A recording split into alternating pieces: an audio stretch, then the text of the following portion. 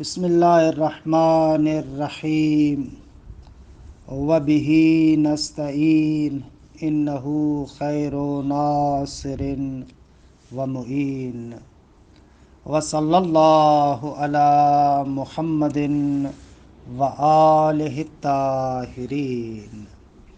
الحمدللہ، خداوند منان کے لطف و کرم سے ہماری گفتگو تبصرۃ المتعلمین میں تھی۔ کتاب الطہارت کے انشاءاللہ آج چوتھے باب کو آپ کی خدمت میں عرض کریں گے۔ چوتھا باب تیمم کے بارے میں ہے۔ علامہ رحمۃ اللہ علیہ تیمم کے بارے میں چند مباحث کو پیش کرتے ہیں۔ مبحث اول مسوغات تیمم کے بیان میں ہے کہ تیمم کب کیا جاتا ہے، وہ کون سی چیزیں ہیں جو انسان کو جواز مہیا کرتی ہیں کہ وہ تیمم کرے، کہ اصطلاحاً مسوغات تیمم کہتے ہیں۔ دوسری بحث ما یصح بہ التیمم، تیمم کس چیز سے کیا جائے گا۔ اور تیسرا مبحث کیفیت تیمم کے بارے میں ہے۔ اچھا، مسوغات تیمم کیا ہے؟ فرماتے ہیں کہ مسوغات تیمم اگر تمام کے تمام مسوغات کو ایک لفظ کے اندر، ایک جملے کے اندر بیان کریں تو یہ چیز بنتی ہے: جب انسان پانی کو استعمال کرنے سے عاجز ہو اس وقت تیمم کرے گا۔ یہ ایک جملہ ہے جو تمام موارد کو شامل ہے۔ اچھا، پانی سے عاجز کس طرح سے ہوتا ہے؟ خوب ہو سکتا ہے انسان کے پاس اصلاً پانی ہی نہ ہو تو تیمم کرے گا، یا پانی تو ہے لیکن اس کو استعمال نہیں کر سکتا، مثلاً مریض ہے یا حد سے زیادہ ٹھنڈک ہے، اگر پانی استعمال کرے تو بہت زیادہ مریض بن جائے گا، یا پانی بالکل کم مقدار میں ہے، اگر پانی کو استعمال کرتا ہے تو بعد میں خود پیاس سے مر جائے گا، یا نہ پانی تو ہے، کسی کنویں کے سائیڈ میں بیٹھا ہے لیکن کنویں کے بالکل نیچے پانی ہے اور اس کے پاس کوئی آلہ ابزار اوزار نہیں ہے کہ پانی کو نکال سکے، یا پانی تو ہے لیکن اس کو خریدنے کے اس کو پیسے نہیں ہیں، خوب ان تمام موارد میں وہ تیمم کرے گا۔ اچھا، تیمم ایک لفظ میں عرض کروں تبھی کرے گا جب پانی کے حصول سے مایوس ہو جائے، کہ پرانے زمانے میں جو روایات تھیں انہوں نے مقدار کو بھی بیان کیا ہے۔ مثلاً اگر زمین مساوی نہیں ہے، ہزانہ ہے، خوب اس زمین میں ایک تیر کی مقدار جتنی بنتی ہے چاروں طرف، اس مقدار میں ڈھونڈے گا کہ تقریباً اس ایک تیر کی مقدار کو کہتے ہیں 300 سے 400 ہاتھ، اتنی مقدار بنتی ہے۔ اور اگر زمین مسطح ہو، یعنی اوپر نیچے نہیں ہے، مسطح زمین ہے، سہلا ہے، تو وہاں پر 2 تیر یعنی غلوۃ سہمین، 2 تیروں کی مقدار، یعنی ایک مرتبہ تیر مارا جائے جہاں پر گرتا ہے، پھر اسی جگہ سے اٹھا کر پھر تیر مارا جائے کہ وہ جہاں پر گرتا ہے، کہ تقریباً 600 سے 800 ہاتھ بنتے ہیں چاروں طرف۔ اس طریقے سے دیکھے گا۔ دیکھیں عبارت کو: الباب الرابع فی التیمم ویجب عند فقد الماء، یعنی یجب التیمم، تیمم واجب ہو جائے گا جب پانی نہ ہو، او تعذر استعمال ہی، یا پانی کا استعمال کرنا ممکن نہ ہو۔ کیوں ممکن نہیں ہے؟ لمرض، بھئی مریض ہے، او بردن، یا بہت زیادہ ٹھنڈک ہے، او خوف عطشن یا پیاس کا ڈر ہے کہ اگر اس پانی کو استعمال کر لوں تو بعد میں پیاس سے مر جاؤں گا، او عدم آلتن یا کوئی ایسا آلہ اور ابزار نہیں ہے کہ یتوسل بہا الیہ کہ جس آلے کے ذریعے سے اس پانی کی طرف پہنچے، بہا کی ضمیر آلے کی طرف اور الیہ کی ضمیر ماں کی طرف جائے گی،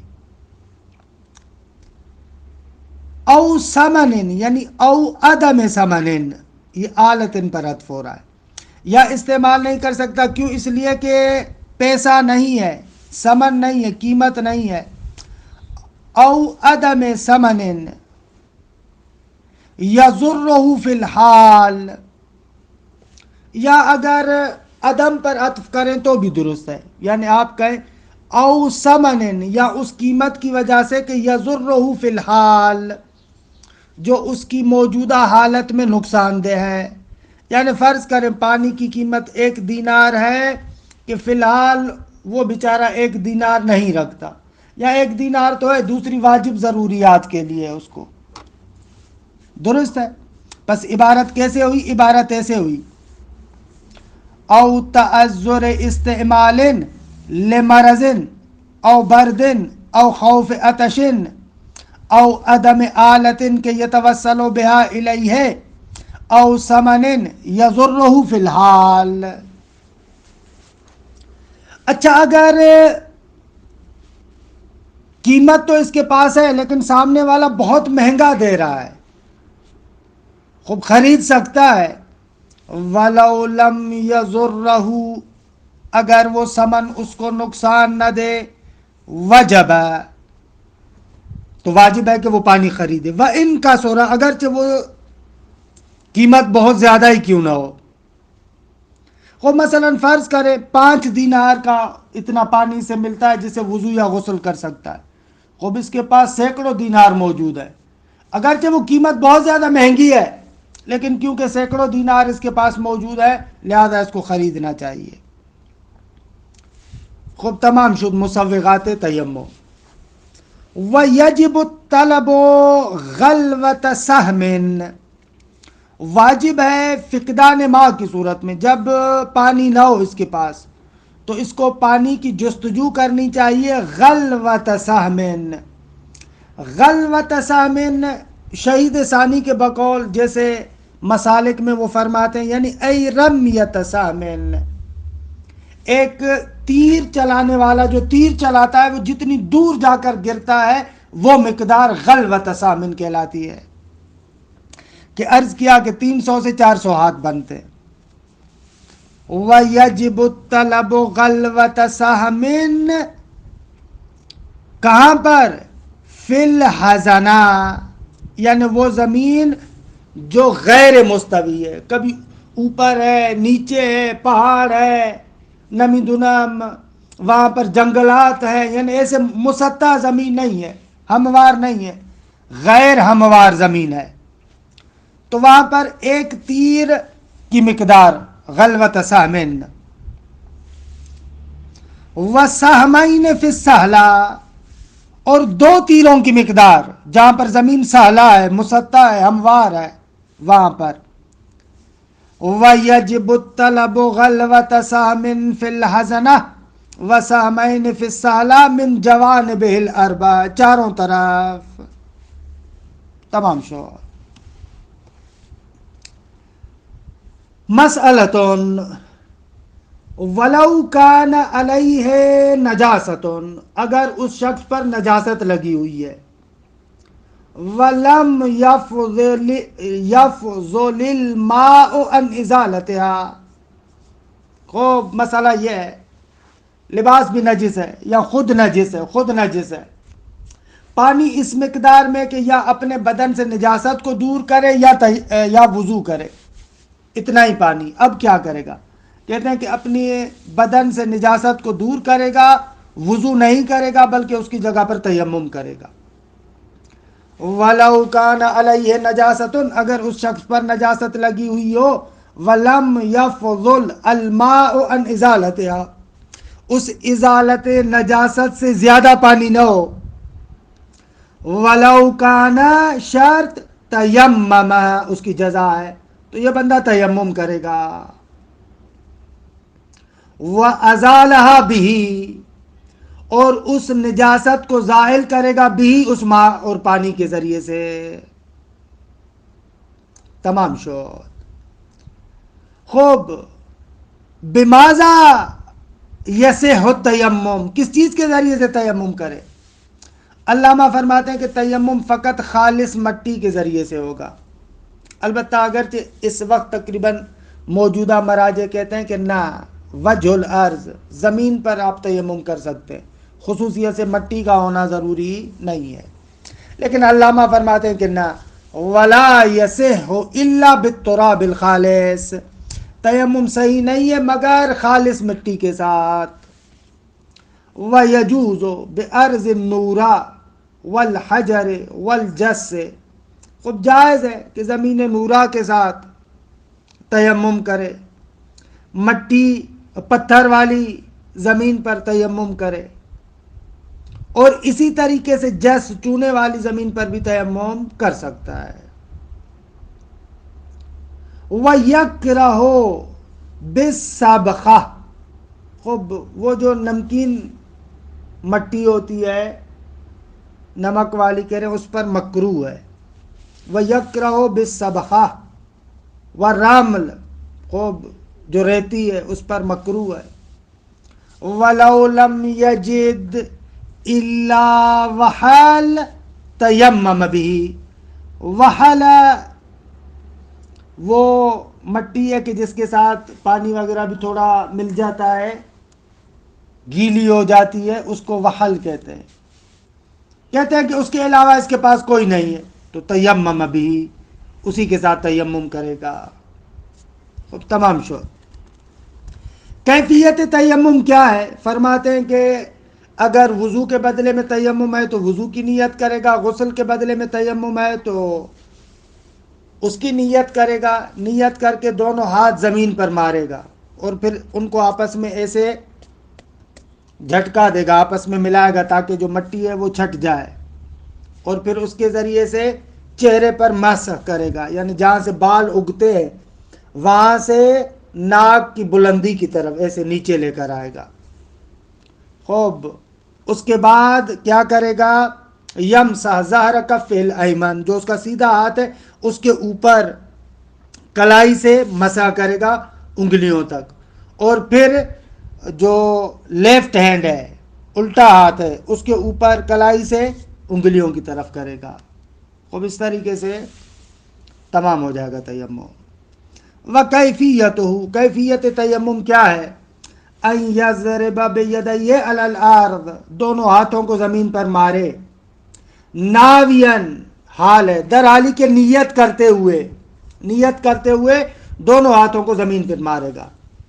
وَيَنْفَضُهُمَا، يَنْفَضُ یعنی أَن يَضْرِبُ أَحْدَ يَدَيْهِ بِالْأُخْرَى، ایک ہاتھ کو دوسرے ہاتھ پر یوں ایسے ہلکا سا مارے گا تاکہ اس سے غبار وغیرہ جھٹ جائے. وَيَمْسَحُ بِهِمَا وَجْهَهُ، اور ان دونوں ہاتھوں سے چہرے پر مسح کرے گا، البتہ من قصاص الشعر الى طرف الانف، بالوں کے اگنے کی جگہ سے ناک کی جانب. ثم یمسح ظہر کفہ الایمن، اس کے بعد جو رائٹ ہینڈ ہے اس کے اوپر، اس کا جو ظاہر ہے اس کے اوپر، درست ہے. ببطن کفہ الایسر، لیفٹ ہینڈ کی تری کے ذریعے سے، جو اس کا باطن ہے، درست ہے، اس کے ذریعے سے. ثم ظہر کفہ الایسر ببطن الایمن، اور اس کے بعد کیا کرے گا؟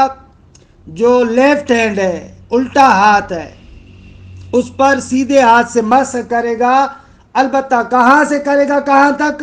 یہ کلائی سے لے کر الی اطراف الاصابع، کلائی سے لے کر انگلیوں کے سروں تک. تمام شد. یہ ایک طریقہ ہے. وَلَوْ كَانَ بَدَلًا عَنِ الْغُسْلِ ضَرَبَ ضَرْبَتَيْنِ، ضَرْبَةٍ لِلْوَجْهِ وَأُخْرَى لِلْيَدَيْنِ، اگر تیمم غسل کے بدلے ہو تو کہتے ہیں وہاں پر ایک مرتبہ زمین پر ہاتھ مارے گا چہرے کے مس کے لیے، اور پھر دوسری مرتبہ ہاتھ زمین پر مارے گا دونوں ہاتھوں کے مس کے لیے۔ البتہ جیسا کہ عرض کیا کہ آج کل کے علماء اس کو مستحب قرار دیتے، وگرنہ ایک ہی ضربت کے ذریعے سے آپ دونوں کا مس کر سکتے ہیں، لیکن علامہ یہاں پر فرماتے ہیں کہ نہ، جو غسل کے بدلے میں 2 مرتبہ زمین پر ماریں گے۔ وَيَجِبُ التَّرْتِيبُ، تیمم میں آگا ترتیب ضروری ہے، پہلے چہرہ، اس کے بعد رائٹ ہینڈ پر مس، اس کے بعد لیفٹ ہینڈ پر مس۔ خوب فرماتے مبطلات تیمم وہ تمام چیزیں ہیں جو مبطلات وضو ہیں، اور اس کے علاوہ پانی کا مل جانا۔ خوب بھائی تیمم پل کی طرح ہے کہ آپ کو ایک کونے سے دوسرے کونے تک پہنچاتا ہے، لیکن جیسے ہی پانی مل جائے گا تو تیمم کا اصل مورد ختم ہو جائے گا، تیمم خود بخود ختم ہو جائے گا، آپ کو وضو یا غسل کرنا پڑے گا۔ وَيَنْقُضُهُ كُلُّ نَوَاقِضِ الطَّہَارَةِ، خوب طہارت کے جتنے بھی نواقض ہیں، جو چیزیں وضو اور غسل کو باطل کرتی ہیں، وہ ساری کی ساری چیزیں تیمم کو بھی باطل کریں گی۔ مبطلات وضو تو معلوم ہے، مبطلات غسل مثلا جنابت ہے، حیض ہے، استحاضہ ہے، یہ کیا ہے؟ مبطلات تیمم بھی ہے۔ وَيَزِيدُ عَلَيْهِ، یعنی ان تمام نواقض پر اضافہ یہ بھی ہے کیا؟ وجود الماء مع التمکن من استعمالہ، خود پانی موجود ہو گیا اور یہ استعمال بھی کر سکتا ہے تو پھر بھی تیمم ختم ہو جائے گا۔ مسئلۃ ولو وجدہ قبل الشروع فی الصلاۃ تطہر، آغا نماز پڑھنے سے پہلے پانی مل جاتا ہے تو اس کو طہارت کرنی پڑے گی، تیمم کام نہیں دے گا۔ وَلَوْ وَجَدَهُ فِي أَثْنَائِهَا أَتَمَّ الصَّلَاةَ، اگر پانی مل جاتا ہے نماز کے درمیان تو کہتے ہیں اس کو نماز کامل کرنی پڑے گی، نماز کو تمام کرے گا۔ وَلَا يُعِيدُ مَا صَلَّى بِتَيَمُّمِهِ، اور جو تیمم کے ساتھ اس نے نماز پڑھی ہے اس کا اعادہ نہیں کرنا پڑے گا، دوبارہ پڑھنی نہیں پڑے گی۔ وَلَا يَجُوزُ قَبْلَ دُخُولِ الْوَقْتِ، اگر ابھی تک نماز کا وقت نہیں ہوا، پانی نہیں ہے تو یہ تیمم نہیں کرے گا۔ وَيَجُوزُ مَعَ الضِّيقِ، خوب اگر وقت بالکل تنگ ہو گیا ہے تو کہتے ہیں کہ یہاں پر تیمم کرنا جائز ہے، یعنی تیمم کرے گا۔ وَفِي حَالِ السِّعَةِ قَوْلَانِ، اگر نہ نماز کا ٹائم ابھی بہت زیادہ ہے، خوب اس وقت ہی اول وقت میں تیمم کر کے نماز پڑھ سکتا ہے یا نہ انتظار کرے گا یہاں تک کہ نماز کا وقت بالکل مضیق ہو جائے؟ کہتے ہیں قولان، بعض بزرگان کہتے ہیں کہ جائز ہے، اول وقت میں بھی تیمم کر سکتا ہے، بعض کہتے ہیں کہ نہ انتظار کرے گا تا ان کے وقت مضیق ہو جائے اور اس کے پاس پانی نہ ہو، تیمم کر کے پھر نماز پڑھے گا۔ خب الحمدللہ تمام ہوا۔ الباب الخامس فی النجاسات، خب 5واں باب کتاب الطہارت کے اندر نجاسات کے بارے میں کہ آخری باب ہے۔ وَهِيَ عَشَرَةٌ، نجاسات 10 ہیں۔ یہ مسائل آپ جانتے ہیں، روشن ہے، فقط عبارتیں ہیں، لہذا ہم عبارت کو پڑھتے جا رہے ہیں اور وہاں پر مختصر توضیح دیتے جاتے ہیں۔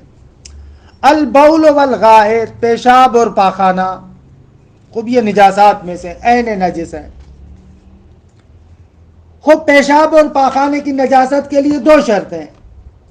پہلی شرط مما لا یؤکل لحمو، وہ پیشاب اور پاخانہ اس جانور کا ہو جو حرام گوشت ہو، من ذی النفس سائلہ، اور نفس سائلہ بھی رکھتا ہو، یعنی ذبح کے وقت اس کا خون تیزی کے ساتھ رگوں سے نکلتا ہو، اس کو کہتے ہیں نفس سائلہ، بہنے والا نفس رکھتا ہے۔ خب آپ جیسے ہی آپ اس کو ذبح کریں گے تو خون اس کا تیزی سے نکلے گا۔ بس یہ 2 شرائط ہوں تو پیشاب اور پاخانہ نجس ہے۔ اگر جانور حرام گوشت نہ ہو، جیسے بکری ہے، بھینس ہے، خب اس کا جو پیشاب اور پاخانہ ہے نجس نہیں ہے۔ والمنیو، خوب تیسری چیز نجاسات میں سے منی ہے، من ذی النفس سائلۃ مطلقہ، خوب ایسا حیوان جو نفس سائلہ رکھتا ہے، مطلقاً چاہے حرام گوشت ہو چاہے حلال گوشت ہو.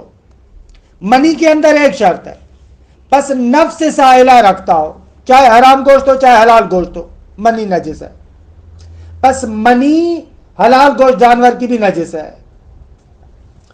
وَكَذَا الْمَيْتَةُ وَالدَّمُ مِنْهُ، اور اسی طریقے سے، یعنی جس طریقے سے منی ہے اسی طریقے سے المیتہ مردار، ودم اور اس کا خون، منو یعنی اس ذی نفس سائلہ کا، اس کا حرام ہے. اس میں بھی ضروری نہیں ہے کہ حرام گوشت ہو، نا چاہے حرام گوشت ہو چاہے حلال گوشت ہو، مردہ اور خون دونوں کا نجس ہے. والکلب والخنزیر، البتہ جو خشکی پر کتا اور خنزیر رہتے ہیں وہ بھی عین نجس ہے. والکافرو، کافر بھی عین نجس ہے. والمسکرو، نشہ آور چیز، البتہ نشہ آور چیز وہ جو مائع ہے، سیال ہے، جیسے شراب وغیرہ. فقا کے بارے میں پہلے بھی میں نے عرض کیا تھا کہ وہ خصوصیت سے شراب ہے جو جو سے بناتے ہیں، اسے کہتے ہیں فقا. اللہ بعض کہتے ہیں کہ نشہ آور ہے، بعض کہتے ہیں کہ نشہ آور نہیں ہے. وَيَجِبُ إِزَالَتُهَا عَنِ الثَّوْبِ وَالْبَدَنِ لِلصَّلَاةِ، اگر ان عین نجس میں سے اگر کوئی نجس آپ کے لباس اور بدن پر ہے تو نماز کے لیے ضروری ہے کہ لباس اور بدن سے اس نجاست کو دور کرے. ادا ما نکس عن سعة الدرهم البغلی من الدم غیر الدماء الثلاثہ، اگر مگر یہ کہ خون دماء ثلاثہ کے علاوہ ہو، حیض، استحاضہ اور نفاس، ان کے علاوہ خون ہو لیکن درہم بغلی سے کمتر ہو تو وہ مشکل نہیں ہے. درہم بغلی یعنی جو انگوٹھے کے سائیڈ میں انگلی ہے جس کو سبابہ بھی کہتے ہیں، اس انگلی کا جو پور ہے، 3 پور ہوتے ہیں نا اس انگلی کے اندر، وہ جو ایک پور ہے پہلے والا، اس پور کی مقدار کو درہم بغلی کہتے ہیں. ادامہ فرماتے واجب ہے ازالہ کرنا سوائے اس کے کہ نقص عن سعة الدرهم البغلی، با پر فتح غین ساکن ہے، سوائے درہم بغلی کی مقدار سے کمتر، من الدم خون میں سے، کہ غیر الدماء ثلاثہ دماء ثلاثہ کے علاوہ ہو. ودم نجس العین، اور اسی طریقے سے نجس العین جیسے کتا ہے، خنزیر ہے، کافر ہے، اس کے خون کے بھی علاوہ. پس اگر نجس العین کا خون ہو تو وہ ایک قطرہ بھی ہو تو آپ کو ہٹانا پڑے گا، اگر دماء ثلاثہ میں سے ایک ہلکا سا معمولی سا قطرہ ہو تو بھی ہٹانا پڑے گا. ان دونوں کے علاوہ اگر خون ہے وہ درہم بغلی سے کمتر ہو تو پھر مشکل نہیں ہے. تمام شد. وَعُفِيَ یعنی وَعُفِيَ فِي الصَّلَاةِ، نماز میں معاف ہے کیا، ان دم القروح والجروح، قروح یعنی وہی دمامیل، دملہ، پھٹ پھرلی جو ہوتی ہے، پھوڑا اردو میں کہتے ہیں ظاہر، اس کا خون، والجروح جو مجروح ہوا ہے تلوار سے، نیزے سے، البتہ مع السیلان و مشقت الازالہ، کیونکہ وہ مسلسل بہہ رہا ہو اور اس کو زائل کرنا بھی بہت زیادہ مشکل ہو تو معفو ہے. لیکن اگر سیلان نہیں ہے، تھوڑا سا نکلا ہے، خوب آپ اس کو صاف کر دیں، یا اس کو زائل کرنے میں مشقت بھی نہیں ہے، سیلان ہے، خوب تو بھی آپ اس کو زائل کرنا پڑے گا.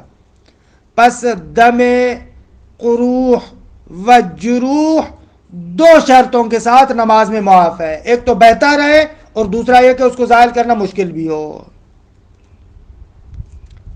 وَعُفِيَ عن دم القروح، دم القروح پر عطف ہے، عن دم القروح پر، وَأَن نَجَاسَةِ مَا لَا يَتِمُّ الصَّلَاةُ فِيهِ مُنْفَرِدًا، اور وہ شے نجس ہو کہ جس کے ساتھ منفردن بتنہائی نماز نہیں پڑھ سکتے. یعنی کپڑے کا اتنا چھوٹا سا حصہ ہے کہ اکیلا وہ ستر عورتین نہیں کر سکتا، شرمگاہوں کو چھپا نہیں سکتا، اتنا چھوٹا سا ہے. خوب فرماتے ہیں کہ وہ بھی معفو ہے کتکہ، جیسے ناڑا سلوار کے اندر ہوتا ہے. والجورب، خوب جوراب موزے. وقلنسوہ، ٹوپی، البتہ ٹوپی وہ ایک خاص طرح کی ہے، چھوٹی ٹوپی کہ جس سے ستر عورتیں نہیں ہو سکتا، خوب مشکل نہیں. آج کے زمانے میں رومال چھوٹا تمام شد. وَيَكْفِي لِلْمُرَبِّيَةِ لِلسَّبِيِّ اِذَا لَمْ يَكُنْ لَهَا إِلَّا ثَوْبٌ وَاحِدٌ. یکفی کا فاعل ہے، غسلہ فی الیوم واللیلۃ مرۃ واحدہ. اگر بچے کی تربیت کرنے والی ہے، بیچاری کے پاس فقط ایک ہی کپڑا ہے، اب چھوٹا بچہ ہے، وہ پیشاب کر لیتا ہے، پاخانہ کر لیتا ہے، کپڑا نجس ہو جاتا ہے. اگر اس کے پاس فقط ایک جوڑا ہے تو اس کے لیے کافی ہے کہ دن رات میں ایک مرتبہ اس کو دھوئے. وَيَكْفِي لِلْمُرَبِّيَةِ لِلسَّبِيِّ، وہ مربیہ جو بچے کی تربیت کرنے والی ہے، چھوٹا سا بچہ ہے، اذا لم یکن لہا الا ثوب واحد، جب اس کے پاس نہ ہو مگر ایک کپڑا، تو یکفی فاعل ابھی آ رہا ہے، غسلہ فی الیوم واللیلہ، اس کے لیے کافی ہے کہ اس ثوب کو ایک ہی مرتبہ دھوئے، رات اور دن میں، مرتن واحدتن، ایک ہی مرتبہ. تمام شد. وَيَجِبُ إِزَالَةُ النَّجَاسَةِ مَعَ عِلْمِ مَوْضِعِهَا. خوب اگر اس کو پتہ ہے کہ میرے کپڑے میں فلاں جگہ پر نجاست لگی ہے، خوب واجب ہے کہ اس جگہ کو پاک کرے. فَلَوْ جَهَلَ غَسَلَ جَمِيعَ الثَّوْبِ. خوب اگر جاہل ہو، پتہ نہیں ہے کہ کپڑے میں کس جگہ پر نجاست لگی ہے، تو اس پورے لباس کو پاک کرے گا، اس پورے لباس کو دھوئے گا. تمام شد. وَلَوِ اشْتَبَهَ الثَّوْبُ بِغَيْرِهِ صَلَّى فِي كُلِّ وَاحِدٍ مِّنْهُمَا مَرَّتان. اگر دو کپڑے ہیں، وہ پتہ نہیں ان میں سے کون سا نجس ہے، تو دونوں میں یعنی ہر ایک میں نماز پڑھے گا ایک ایک مرتبہ. ایک مرتبہ ایک جوڑا پہن کر نماز پڑھے، دوسری مرتبہ دوسرا جوڑا پہن کر نماز پڑھے. وَلَوِ اشْتَبَهَ الثَّوْبُ بِغَيْرِهِ، اگر اس کا جو کپڑا ہے اس غیر کے ساتھ مشتبہ ہو جائے، دوسرے کپڑے کے ساتھ مشتبہ ہو جائے، صلی فی کل واحد منہما مرتان، دونوں میں سے ہر ایک میں ایک ایک مرتبہ نماز پڑھے گا. وَلَوْ لَمْ يَتَمَكَّنْ مِنْ غَسْلِ الثَّوْبِ صَلَّى عُرْيَانًا اِذَا لَمْ يَجِدْ غَيْرًا. اگر ایک جوڑا ہے وہ بھی نجس ہے لیکن وہ بیچارہ اس کو دھو نہیں سکتا، اللہ کوئی بھی سبب ہے، تو فرماتے اگر تنہا ہے تو پھر کپڑے اتار کر نماز پڑھے گا. وَلَوْ لَمْ يَتَمَكَّنْ مِنْ غَسْلِ الثَّوْبِ صَلَّى عُرْيَانًا اِذَا لَمْ يَجِدْ غَيْرًا، اگر اس ثوب کے علاوہ نہ ہو. وَلَوْ خَافَ الْبَرْدَ، اگر کپڑے تو اتارے لیکن ٹھنڈک کا ڈر ہے، مریض ہو جاؤں گا، صَلَّى فِيهِ، تو پھر اسی نجس میں نماز پڑھے گا. وَلَا إِعَادَةَ، اور پھر اس کے اعادے کرنے کی بھی ضرورت نہیں ہے. وَلَوْ صَلَّى فِي النَّجْسِ مَعَ الْعِلْمِ أَعَادَ فِي الْوَقْتِ وَخَارِجِهِ، اگر جانتا ہے میرا لباس نجس ہے اسی میں نماز پڑھتا ہے، تو اگر وقت ہے تو دوبارہ، اگر وقت ابھی تک ہے تو اس کو دوبارہ پڑھے، اور اگر وقت نکل گیا ہے تو قضا کرے گا. وَلَوْ صَلَّى فِي النَّجِسِ، یعنی فِي الثَّوْبِ النَّجِسِ، نجس کپڑے میں نماز پڑھے، مَعَ الْعِلْمِ، نجاست کا پتہ بھی ہے، تو اعاد، نماز کا اعادہ کرے گا، دوبارہ پڑھے گا. فی الوقت، وقت میں ہی، ابھی وقت باقی ہے، اور خارج، یا وقت نکل گیا ہے تو پھر قضا کرے گا. وَلَوْ نَسِيَ فِي حَالِ الصَّلَاةِ أَعَادَ فِي الْوَقْتِ لَا خَارِجِ، اگر علم تو تھا لیکن بھول گیا نجاست، خب نماز کے دوران یاد آیا، تو کہتے ہیں کہ ابھی نماز کا اگر وقت ہے تو نماز دوبارہ پڑھے، اور اگر نماز کا وقت نکل گیا ہے تو پھر اعادہ ضروری نہیں ہے. وَلَوْ نَسِيَ فِي حَالِ الصَّلَاةِ أَعَادَ فِي الْوَقْتِ، اگر وقت ہے، لا خارج، اگر وقت نہیں ہے تو پھر اعادہ ضروری نہیں ہے. وَلَوْ لَمْ يَتَقَدَّمِ الْعِلْمَ حَتَّى فَرِغَ فَلَا إِعَادَةَ، اگر اس کو نجاست کا پتہ نہیں تھا، نماز پڑھ لی، بعد میں پتہ چلا ارے لباس تو میرا نجس تھا، نماز کے بعد پتہ چلتا، کہتے اب اعادہ نہیں کرے گا. وَلَوْ لَمْ يَتَقَدَّمِ الْعِلْمَ، اگر پہلے علم بالنجاست نہ ہو، حتیٰ فرغ، یہاں تک کہ وہ فارغ ہو گیا، نماز پڑھ لی، تو فلا اعادت، کہ میں نے عرض کیا تھا کہ یہاں پر قاعدہ ہے فراق جاری ہوتا ہے. خوب آ جائیں بعض مطہرات کی طرف بھی اشارہ کرتے ہیں، کہہ رہے ہیں کہ سورج بھی مطہرات میں سے ہے. وَتُطَهِّرُ الشَّمْسُ، آغا سورج پاک کرتا ہے کس کو؟ ماں، ہر اس چیز کو، تو جففہ، جس کو یہ خشک کرتا ہے، پاک کرتا ہے، من البول وغیرہ ہی، بول اور غیر بول، بول اور بول کے علاوہ جو نجاسات ہیں ان سے پاک کرتا ہے. خب مثلا کیسے؟ جیسے زمین ہے، اس پر پیشاب ہوا، بعد میں سورج نکلا، سورج نے اس کو خشک کر دیا، زمین پاک ہو جائے گی. اور اسی طریقے سے آگا دیواریں، عمارتیں نجس ہو گئیں، خوب سورج نکلا، اس نے اس کو خشک کر دیا، پاک ہو جائے گی. وَتُطَهِّرُهُ الشَّمْسُ مَا تُجَفِّفُهُ من البول وغیرہ، علی پیشاب اور غیر پیشاب کے جس کو یہ خشک کرتا ہے پاک کرے گا. درست، ما تجففه من البول وغیرہ علی الارض والابنیت والحسر والبواری. عبارت پر غور کیجیے گا. علی الارض ہے تو زمین روشن ہے، ابنیہ بنا کی جمع ہے، عمارتیں، والحسر ہا پر ضمہ ساتھ ساکن، حسیر کی جمع چٹائیاں، والبواری بوریا کی جمع، کہ خوب وہی نوع من الحسیر، یہ بھی چٹائی کی قسم ہی ہے، بوری. تطہر الشمس، یہ زمین مطہر ہے ان چیزوں کے لیے. والارض، یہ الشمس پر عطف ہو رہا ہے، یعنی وتطہر الارض، زمین بھی مطہر ہے، پاک کرتی ہے کس کو؟ باطن الخف، جوتی کا جو تلوا ہے اس کو. واسفل القدم، آغا جو پاؤں کا تلوا ہے زمین پر پڑتا ہے اس کو پاک کرتی ہے زمین. تمام شوت.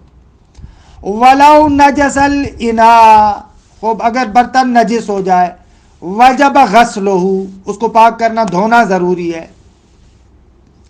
فَيَغْسِلُهُ مِنْ وُلُوغِ الْقَلْبِ ثَلَاثًا أُولَاهُنَّ بِالتُّرَابِ وَمِنَ الْخِنْزِيرِ سَبْعًا وَمِنَ الْخَمْرِ وَالْفَأْرَةِ ثَلَاثًا وَالسَّبْعُ أَفْضَلُ وَمِنْ غَيْرِ ذَلِكَ مَرَّةً. اگر برتن میں ولوغ قلب ہے، ولوغ قلب کے دو معنی ہیں. ایک معنی یہ کیا ہے کہ اس برتن میں پانی تھا، کتا اسے پانی پی لیتا ہے، اس کو بھی ولوغ قلب کہتے ہیں. بعض کہتے ہیں کہ نہ، ولوغ قلب یعنی کتا اس بدن کو چاٹ لے. اگر ایک برتن کو کتا چاٹ لیتا ہے تو اس کو 3 مرتبہ دھونا پڑے گا، پہلی مرتبہ مٹی سے دھوئیں گے. اور اگر خنزیر اسے پانی پی لیتا ہے یا چاٹ لیتا ہے تو 7 مرتبہ دھوئیں گے. اور اگر اس برتن میں شراب ہے یا چوہا مر جاتا ہے تو 3 مرتبہ دھوئیں گے، البتہ 7 مرتبہ دھونا افضل ہے. ان کے علاوہ اگر کوئی نجاست برتن میں ہو تو 1 مرتبہ دھوئیں گے، البتہ 3 مرتبہ بہتر ہے. وَلَوْ نَجَسَ الْإِنَاءُ وَجَبَ غَسْلُهُ، اگر برتن نجس ہو جائے تو اس کو دھونا واجب ہے. فَيَغْسِلُهُ، پس یہ بندہ اس برتن کو دھوئے گا، من ولوغ القلب، ولوغ قلب، کتے کے ولوغ سے. ولوغ کے معنی کیے دو، یا اس سے کتا پانی پی لے یا اس کو کتا چاٹ لے. فَيَغْسِلُهُ مِنْ وُلُوغِ الْقَلْبِ ثَلَاثًا، 3 مرتبہ دھوئے گا، البتہ أُولَاهُنَّ بِالتُّرَابِ، پہلی مرتبہ مٹی سے دھوئے گا، مٹی سے مانجے اور اس کے بعد پھر دھوئے گا. درست ہے. وَمِنَ الْخِنْزِيرِ سَبْعًا، اگر ولوغ خنزیر ہے خنزیر وہاں سے پانی پی لیتا ہے یا چاٹ لیتا ہے تو 7 مرتبہ. وَمِنَ الْخَمْرِ وَالْفَأْرَةِ ثَلَاثًا، اگر شراب ہے اس میں یا چوہا مر جاتا ہے تو 3 مرتبہ دھوئے گا. البتہ وَالسَّبْعُ أَفْضَل، خوب 7 مرتبہ دھونا بہتر ہے. وَمِنْ غَيْرِ ذَلِكَ، یعنی غیر ولوغ کلب، غیر ولوغ خنزیر، خمر نہ ہو، فأرہ نہ ہو، ان کے علاوہ مثلا پاخانے سے نجس ہو، خون سے نجس ہو، منی سے نجس ہو، کسی اور میتے سے نجس ہو تو مر رہا 1 مرتبہ ہوگا. جبکہ والثلاث افضل، 3 مرتبہ دھونا بہرحال بہتر ہے. تمام شور. وَيَحْرُمُ أَوَانِ الذَّهَبِ وَالْفِضَّةِ فِي الْأَكْلِ وَالشُّرْبِ وَغَيْرِهِمَا، کہتے ہیں کہ اگر سونے اور چاندی کے جو برتن ہیں اس کو کھانے پینے اور کھانے پینے کے علاوہ جو دوسرے استعمالات ہیں ان میں استعمال کرنا جائز نہیں ہے. وَيَحْرُمُ، حرام ہے، استعمال اوان الذهب والفضہ، سونے چاندی کے برتن، اناء کی جمع اوانی، فی الاکل والشرب وغیرہما، کھانے پینے اور ان کے علاوہ بھی. وَيَكْرَهُ الْمُفَضَّضُ، مفضض یا مذہب، مذہب بھی ہے، وہ نہیں لکھا انہوں نے. اگر ایک پر چاندی کا پانی چڑھایا گیا ہے یا سونے کا پانی چڑھایا گیا ہے تو ان کو استعمال کرنا مکروہ ہے. وَيَكْرَهُ الْمُفَضَّضُ، جس پر چاندی کا پانی چڑھایا گیا ہے. البتہ اسی طریقے سے المذہب، جس پر سونے کا پانی چڑھایا گیا ہو. وَأَوَانِ الْمُشْرِكِينَ طَاهِرَةٌ مَا لَمْ يُعْلَمْ مُبَاشَرَتُهُمْ لَهَا بِرُطُوبَةٍ، اگر مشرکین کے برتن پاک ہیں جب تک کہ آپ کو علم نہ ہو جائے کہ مشرکین نے ان برتنوں کو رطوبت کے ساتھ استعمال کیا، مطلب گیلا ہاتھ لگا دیا، پھر آپ ان کو استعمال نہیں کر سکتے. جب تک آپ کو یہ یقین نہ ہو آپ استعمال کر سکتے ہیں. الحمدللہ اس طریقے سے تبصرۃ المتعلمین میں سے کتاب الطہارت تمام ہو گیا. انشاءاللہ بعد میں کتاب الصلاۃ کو ذکر کریں گے. وصلی اللہ علی محمد وآل بیتہ الطیبین الطاہرین.